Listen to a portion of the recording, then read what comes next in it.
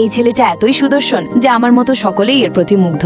যদিও সে বড় তারকা, কিন্তু কলেজের সময় আমরা একই শ্রেণীতে পড়তাম। যখন আরব নিজের কাজে ব্যস্ত থাকতো তখন আমি লুকিয়ে তাকে আয়নায় দেখতাম। সুইটি, তুমি কি ওকে পটাতে আমায় সাহায্য করবে? না রে, যদি আমার কাছে এই ক্ষমতা থাকতো তাহলে আজ আরবই আমার প্রেমিক হতো। जाते नहीं कहीं रिश्ते पुराने किसी नए के आ जाए।